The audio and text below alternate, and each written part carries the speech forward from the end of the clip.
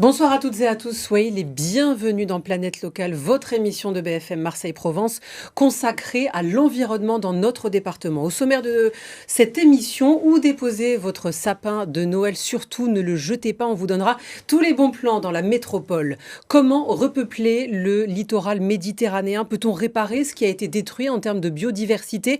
On se posera cette question et puis on vous révélera aussi comment transformer vos déchets en bijoux. Sur ce plateau de Planète Locale, comme chaque lundi, Rémi Liogier du média Gomet et notre invité du jour, bonjour, c'est Gilles Lecaillon. Bonjour, vous êtes président fondateur de Éco-Océan et vous êtes aussi plongeur professionnel. Planète Locale, c'est parti.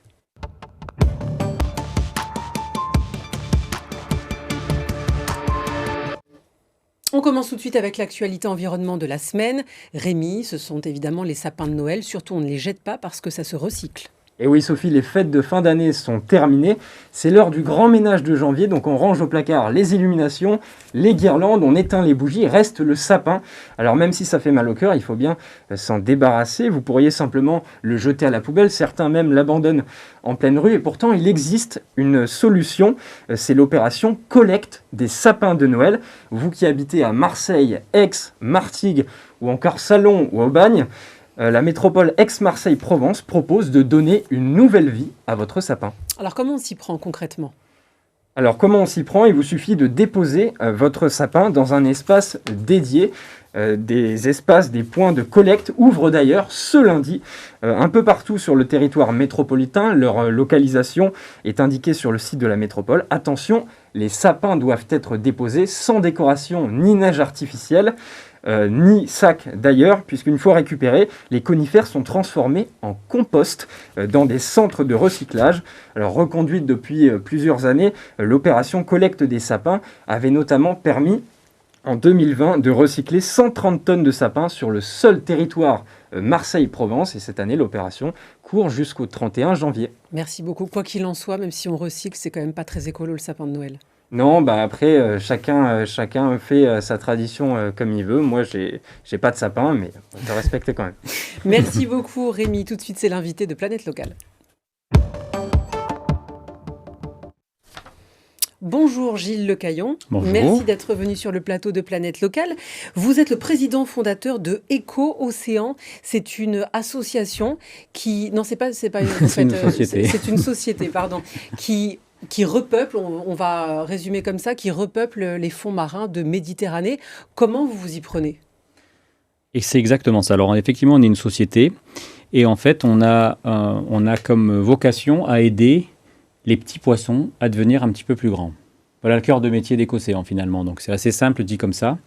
Mais en fait, il faut savoir que dans le cycle de vie des animaux marins, donc les poissons, les crevettes, les poulpes, enfin tout ce qui vit sur les côtes de Marseille, et bien à un moment donné de leur vie, de leur stade, de leur cycle de vie, ils sont très petits, ils font 1 centimètre, et ils essayent de se protéger quand ils arrivent dans les petits fonds côtiers. Donc les calanques de cassis sont des petits fonds côtiers qu'on comprend tout à fait bien, donc avec des endroits pour se cacher, des pentes douces. Et en fait, vous avez aujourd'hui sur le territoire des côtes des artificialisations. Le port de Marseille en est quand même un bon exemple, où vous avez des quais qui font 15 mètres, qui sont droits et qui ne sont pas du tout des pentes douces avec de la complexité. Et en fait, dans ces endroits-là, ces petits poissons qui reviennent essayer de trouver de quoi se protéger des grands, donc les petits doivent se protéger des grands pour grandir, et ils doivent manger. En fait, c'est un peu la base de la vie. Et bien du coup, ils n'ont absolument rien pour se protéger. Et donc là, le problème, c'est voilà, il y a plus... à cause de ce qui a été fait par l'humain sur le Voilà. littoral. Et donc, le métier d'Éco-Océan, c'est de se dire, on va aider ces petits poissons à passer un cap. Et là, on a 2 solutions. Alors, je vous en parle. Notamment les nurseries, ça fait beaucoup parler, parce que le mot attire, le mot voilà, approche. Des nurseries artificielles ou des bio-huttes ou des bio-huts pour les anglophones. En fait, des huttes de biodiversité, ce sont des petits habitats qui sont remplis d'un substrat qui est de la coquille d'huître, donc économie circulaire à fond là-dedans. On va chercher des déchets qui sont des déchets coquillés. On vient mettre ça dans une cage. Enfin, j'aime pas trop le terme de cage, mais c'est quand même à ça que ça ressemble. Et vous avez là-dedans une vie qui naturellement va redémarrer. Des petits crabes, des petites crevettes, du fouling, tout va venir se fixer là-dessus. Et ça va être l'origine de... Les petites larves vont venir se nourrir autour de ça, sauf qu'autour de cette zones de coquilles, vous avez des zones vides dans lesquelles les petites larves peuvent passer sans s'en rendre compte, mais pas les gros prédateurs. Et du coup, vous redonnez une zone de protection et une zone de nutrition. Et du coup, les petits poissons, ils sont contents. Quel matériau est-ce que vous utilisez pour ces nurseries? Nous, on utilise de l'acier brut, de l'acier, parce que l'acier, tout simplement, c'est recyclé en grande partie et recyclable facilement. Et donc, on utilise donc de l'acier, toujours de l'acier, et des coquilles d'huîtres, du bois, enfin que des produits qui sont facilement recyclables ou naturels. Et cette solution, vous l'adressez à qui, par exemple? Qui sont vos clients? Alors nous, nos clients, c'est toutes les collectivités qui sont gestionnaires d'une marina, par exemple. Ça peut être aussi des gestionnaires de grands ports maritimes, comme à Marseille. Ça peut être aussi des grands groupes industriels qui vont répondre à des appels d'offres d'agrandissement ou de gestion de portuaires, comme à Brest, par exemple. Et donc là, ça va être Vinci, ça va être Bouygues, ça va être Veolia, donc des grands groupes industriels qui se positionnent sur la gestion de domaines maritimes comme ça, artificiels du coup. Dans le département, par exemple, où est-ce que vous avez agi? Alors nous, on a aujourd'hui des habitats bio-huttes qui sont dans le port de Marseille. Donc on repeuple des poissons, puisqu'avec l'autre solution aussi à Marseille, où on pêche des larves à Cassis, Ciotat et à Marseille. Et sinon, on a des habitats, je crois, à la Ciotat. Enfin, on a 33 aujourd'hui marinas qui sont équipés en Méditerranée française. Et je ne sais plus exactement précisément où, mais il y en a pas loin. Et comment est-ce que vous arrivez à déterminer la réussite? Comment est-ce que vous avez des résultats? Est-ce qu'il y a des diagnostics qui sont faits? Oui, il y a des diagnostics et il y a aussi des thèses qui ont été faites par avant. Alors, on ne fait pas une thèse à chaque fois qu'on fait un projet parce que sinon, ça coûterait trop cher. Mais on a fait des thèses avec l'Ifremer, avec des laboratoires de Perpignan. Donc, on a validé scientifiquement, et ça, c'est pas peu de le dire, l'efficacité écologique de ces solutions-là. Donc, avec des gens qui sont venus suivre tous les 15 jours régulièrement ces modules, qui ont vu que les petits poissons venaient, grandissaient. Voilà, donc ça a été validé. Aujourd'hui, quand on installe dans un port des modules, on vient faire 2-3 visites par an uniquement pour faire remonter aux clients, finalement, vous avez des fois des mérous, vous avez des hippocampes, vous avez des sars, vous avez finalement telle espèce dans votre port, sans aller vérifier l'efficacité en comparant avec une zone qui n'a pas été équipée, ce qui a été l'objet des thèses qui ont été faites avant. Voilà. Il y a une deuxième solution qui existe? Oui, la deuxième solution rapidement, donc ces petites larves qui arrivent du large et qui viennent rentrer dans les ports. Aujourd'hui, donc, on leur met ces bio-huttes, mais en fait, on a une autre solution qu'on fait avec les pêcheurs locaux. En fait, on a mis au point des capteurs pour les pêcher, ces larves, avant qu'elles n'arrivent sur la côte. Donc, on les pêche avec des capteurs lumineux. Les pêcheurs installent à Marseille, à Cassis et à La Ciotat, des light traps, enfin des engins lumineux pour récupérer ces larves. Donc, ils les posent le soir, ils les récupèrent le matin. Ils nous ramènent ces larves dans une ferme qui est dans le grand port maritime de Marseille. Et ces larves, là, il y a des humains qui savent les reconnaître et qui les élèvent. Donc, ils les font passer de 1 cm à 8 cm en quelques mois.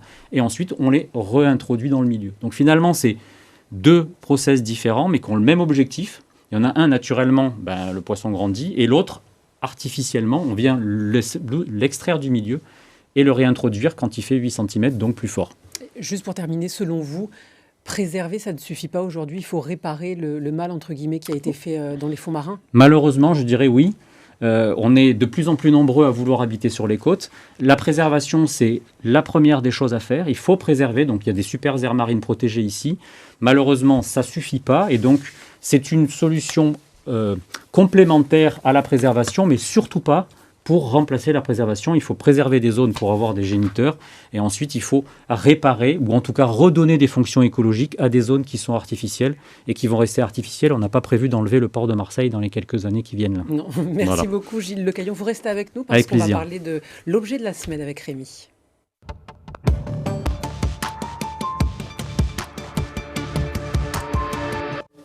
Tu nous as amené des bijoux, Rémi. C'est ça, alors ce sont des bijoux très particuliers puisqu'ils sont fabriqués à partir de déchets recyclés. Alors bracelets, colliers, boucles d'oreilles, il y en a pour tous les goûts. C'est l'association Sauvage Méditerranée qui les fabrique. Elle a un atelier à Aix-en-Provence, tiens je t'en passe un. Et elle a un processus de fabrication bien précis. Alors première étape, récupérer d'abord les bouchons, filets de pêche, morceaux de verre. Ça, ce sont des déchets qui sont ramassés par des bénévoles lors d'opérations de ramassage d'associations partenaires comme Clean My Calanque, un déchet par jour. Ensuite, les déchets, il faut les nettoyer, les trier. Et lorsqu'il s'agit de résidus plastiques, comme cette boucle d'oreille, il faut également broyer et mouler la matière. Alors, dans l'atelier Sauvage Méditerranée, une vingtaine de bénévoles assurent chacune de ces étapes. On dirait du corail. On rappelle que le corail, il ne faut pas le... Voilà, on c'est dirait pas- du c'est pas corail. du vrai corail, ouais, Voilà, mais c'est c'est du imitation déchet corail, recyclé. mais en plastique. C'est ça, exactement. Alors, comment on peut s'en procurer? Alors l'association met en vente les bijoux une fois la confection achevée. Pour s'en procurer, c'est simple, ça se passe sur le site internet de l'association Sauvage Méditerranée. Comptez entre 20 et 35 euros le bijou. Vous pouvez également en acheter lors d'opérations de ramassage, puisque Sauvage Méditerranée dispose très souvent d'un stand. Et alors il y a quelque chose qui est assez amusant, il est possible de s'offrir un bijou en payant avec des déchets fraîchement ramassés pendant l'opération sur les plages ou dans la mer. Une boîte à chaussures remplie de bouchons en plastique, ça équivaut à un crédit de 15 euros par On exemple. va revenir au troc. Voilà, c'est ça. C'est pas mal. C'est un Mais peu génial, l'idée. c'est pas mal. Merci beaucoup. Merci Rémi. Merci Gilles Lecaillon d'avoir été Merci sur à le vous. plateau de Planète Locale. Prochain Planète Locale, c'est lundi prochain. Quant à nous, pour la prochaine chronique thématique, ce sera demain avec Marseille Business. Et on se retrouve après une courte pause pour continuer de faire le point sur l'actualité des Bouches-du-Rhône. À tout de suite.